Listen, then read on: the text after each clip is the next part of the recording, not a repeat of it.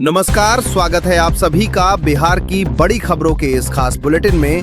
आज तारीख है 2 फरवरी 2026 और बिहार की धरती पर आज कई बड़ी हलचलें होने वाली हैं। राजनीति के गलियारों से लेकर शिक्षा के मैदान तक आज का दिन हर बिहारी के लिए बेहद खास है। आइए जानते हैं बिहार की आज की 25 बड़ी खबरें विस्तार से, जो सीधे आपके सरोकार से जुड़ी हैं। बिहार विधानमंडल का बजट सत्र आज यानी 2 फरवरी से पूरे दमखम के साथ शुरू हो रहा है, जिसमें राज्यपाल आरिफ मोहम्मद खान के अभिभाषण के साथ सदन की कार्यवाही का आगाज होगा और माना जा रहा है कि इस बार का बजट बिहार के इतिहास का अब तक का सबसे बड़ा बजट हो सकता है। आज से बिहार विद्यालय परीक्षा समिति की इंटरमीडिएट वार्षिक परीक्षा 2026 शुरू हो रही है, जिसमें पूरे प्रदेश के 1762 केंद्रों पर करीब 13,18,000 परीक्षार्थी शामिल होंगे और प्रशासन ने कदाचार मुक्त परीक्षा के लिए सुरक्षा के कड़े इंतजाम किए हैं। केंद्रीय बजट 2026 में बिहार के लिए कई बड़ी घोषणाएं की गई हैं, जिसमें पटना में जहाजों के मरम्मत के लिए एक आधुनिक शिप रिपेयर सेंटर बनाने और पटना वाराणसी फ्रेट कॉरिडोर की सौगात शामिल है, जिससे राज्य में परिवहन और रोजगार के नए अवसर खुलेंगे। बिहार के मौसम विभाग ने आज राज्य के 12 जिलों में घने कोहरे को लेकर येलो अलर्ट जारी किया है, जिसमें पश्चिम चंपारण, सीतामढ़ी और मधुबनी जैसे जिले शामिल हैं, जहां विजिबिलिटी कम होने से यातायात पर बुरा असर पड़ने की संभावना जताई गई है। राजनीतिक गलियारों में हलचल तेज है, क्योंकि आज बजट सत्र के पहले दिन विपक्ष सरकार को कानून व्यवस्था और विशेष राज्य के दर्जे की मांग पर घेरने की पूरी तैयारी कर चुका है, जिससे सदन के भीतर जोरदार हंगामे के आसार नजर आ रहे हैं। आज से बिहार के किसानों के लिए एक महत्वपूर्ण पंजीकरण अभियान शुरू हो रहा है, जो 6 फरवरी तक चलेगा। इसके तहत किसान सरकारी योजनाओं का लाभ लेने के लिए अपना नया रजिस्ट्रेशन करवा सकेंगे और पुराने रिकॉर्ड को अपडेट कर पाएंगे। राजधानी पटना में गंगा नदी पर बन रहा नया पुल अब लगभग तैयार हो गया है और इसके शुरू होने से पटना से हाजीपुर की दूरी महज कुछ मिनटों की रह जाएगी, जिससे उत्तर बिहार और दक्षिण बिहार का संपर्क और भी मजबूत होगा। उपेंद्र कुशवाहा ने राजनीतिक बिसात बिछाते हुए अपनी पार्टी राष्ट्रीय लोक मोर्चा के बिहार प्रदेश अध्यक्ष की जिम्मेदारी आलोक सिंह को सौंपी है, जिसे आगामी चुनावों से पहले संगठन को मजबूत करने की दिशा में एक बड़ा कदम माना जा रहा है।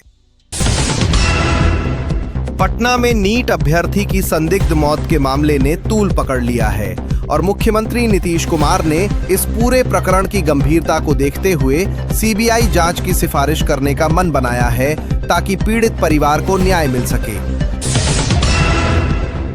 बिहार सरकार ने अनुसूचित जाति और जनजाति के छात्रों के लिए एक ऐतिहासिक फैसला लिया है, जिसके तहत अब एनआईटी, आईआईटी और एम्स जैसे प्रतिष्ठित संस्थानों में पढ़ने वाले इन वर्गों के छात्रों की पूरी फीस का भुगतान राज्य सरकार करेगी।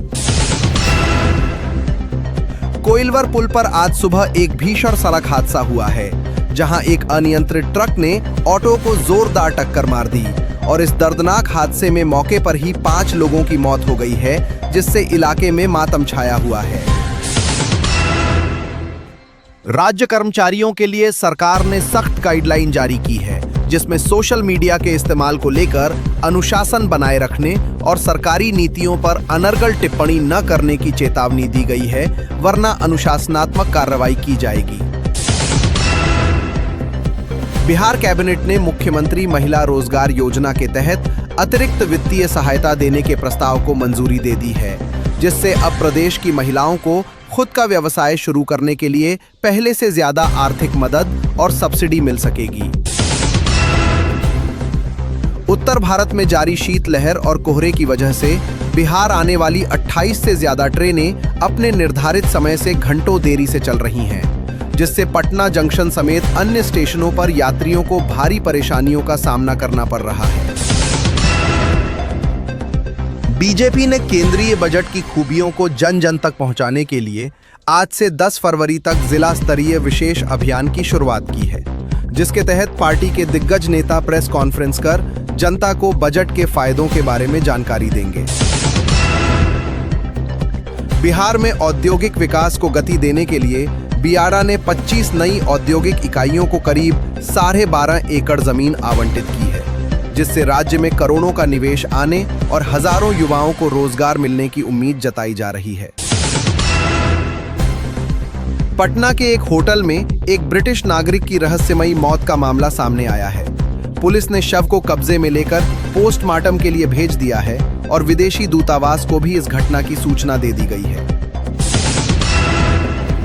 राजद नेता शक्ति सिंह यादव ने सरकार पर हमला बोलते हुए कहा है कि बिहार में आज भी प्रति व्यक्ति आय देश में सबसे कम है और पलायन के आंकड़े डराने वाले हैं।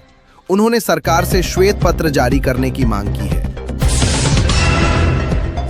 बिहार बोर्ड के अध्यक्ष आनंद किशोर ने स्पष्ट निर्देश दिए हैं कि इंटर परीक्षा के दौरान जो भी परीक्षार्थी केंद्र पर देरी से पहुंचेंगे, उन्हें किसी भी कीमत पर प्रवेश नहीं दिया जाएगा। इसलिए छात्रों को परीक्षा शुरू होने से आधा घंटा पहले पहुंचना अनिवार्य है। Varanasi Siliguri high speed rail corridor का रूट बिहार के कई जिलों से होकर गुजरेगा और इसके लिए भूमि अधिग्रहण की प्रक्रिया को तेज करने के निर्देश दिए गए हैं, जो भविष्य में बिहार की रफ्तार को नई दिशा देगा। तेज प्रताप यादव के बदले हुए तेवर इन दिनों चर्चा का विषय बने हुए हैं। उन्होंने हालिया बयानों में जिस तरह से संतुलन बनाए रखा है, उससे राजनीतिक गलियारों में कयास लगाए जा रहे हैं कि क्या राजद की रणनीति में कोई बड़ा बदलाव होने वाला है। बिहार के 20 जिलों में नए जिला आपातकालीन प्रतिक्रिया सुविधा सह प्रशिक्षण केंद्र बनाने की योजना पर काम शुरू हो गया है, जिससे भविष्य में किसी भी प्राकृतिक आपदा या इमरजेंसी की स्थिति से निपटने में प्रशासन को मदद मिलेगी। राज्य के वित्त सचिव ने आर्थिक समीक्षा रिपोर्ट तैयार कर ली है, जिसे आज सदन के पटल पर रखा जाएगा। ये रिपोर्ट बताएगी कि पिछले 1 साल में बिहार के विकास की दर क्या रही है और किन क्षेत्रों में राज्य ने सबसे अच्छा प्रदर्शन किया है।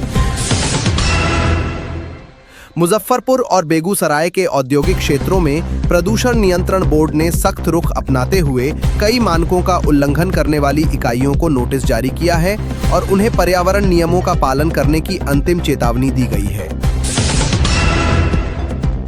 आज से शुरू हो रहे बजट सत्र के दौरान सुरक्षा के कड़े प्रबंध किए गए हैं। पटना की सड़कों पर अतिरिक्त पुलिस बल की तैनाती की गई है, ताकि किसी भी विरोध प्रदर्शन या वीआईपी मूवमेंट के दौरान आम जनता को असुविधा न हो।